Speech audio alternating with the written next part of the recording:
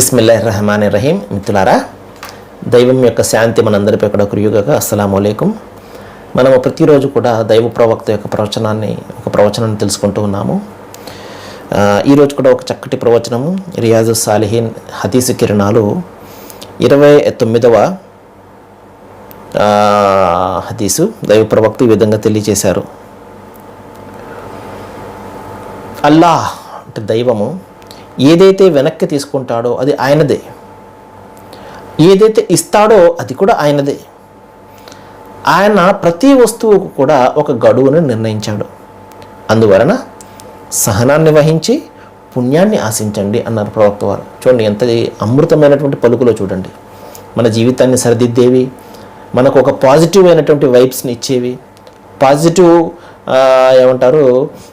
Mind మనకు ఇచ్చేవి మాటలు ప్రవక్త ముహమ్మద్ సల్లల్లాహు అలైహి వసల్లం. నిరాశపూరితమైన, ఎందుకంటే దైవ విశ్వాసి నిరాశ అనేది ఎప్పుడు కూడా చెందడు. నిరాశ అనేది దైవ ప్రవక్త దైవ తిరస్కారంతో సమానంగా పేర్కొన్నారు. దైవ ప్రవక్త ఏం చెప్పారు? దైవం కొన్ని ఇస్తాడు మనకు. ఎక్కడి నుంచి ఇస్తాడు? అది ఆయనదే, ఆయన దగ్గర నుండి ఇస్తాడు. అందుకని ఖురాన్లో వమిమ్మా రజఖనాహుం యున్ఫిఖూన్ అంటాడు. నేను ప్రసాదించిన దాని నుండి నా మార్గంలో ఖర్చు పెట్టండి. మీరు ఇక్కడ సంపాదిస్తున్నారు, కోట్లు సంపాదిస్తున్నారు, అదంతా ఎవరిది? దైవానదే కదా. సరే, కొంతమంది చెడు మార్గంలో సంపాదిస్తారు, అది వేరే విషయం. ఏమండి, మంచి చెడు రెండు దైవం పెడతాడు. మంచి మార్గంలో సంపాదిస్తే సంపాదించిన ప్రతి పైసాకి పుణ్యాన్ని పొందుతాడు.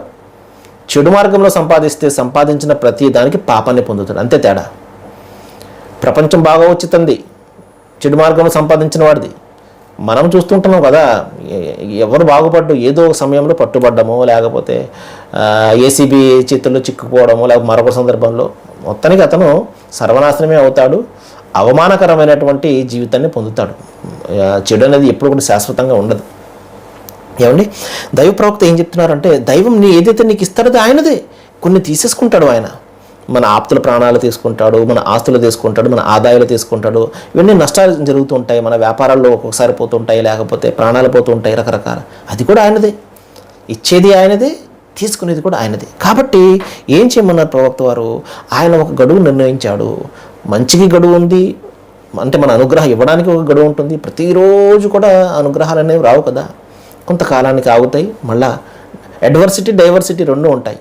సమృద్ధి ఉంటుంది, అదేవిధంగా అది క్షీణత కూడా ఉంటుంది. కాబట్టి మీరు మంచి జరిగినా, లేకపోతే ఏదైనా చెడు జరిగినా, ఏదైనా ఒక వచ్చినా, లేకపోతే ఏదైనా నీ నుండి వెళ్ళిపోయినా సహనం వహించండి. సహనం వహించినప్పుడు పుణ్యాన్ని పొందుతారు అని చెప్పేసి ప్రవక్త వారు చెప్పడం జరిగింది. మంచికి సహనం వహించండి, కృతజ్ఞత అర్పించండి. చెడు జరిగితే దానికి సహనం వహించండి, దైవాన్ని ప్రార్థించండి.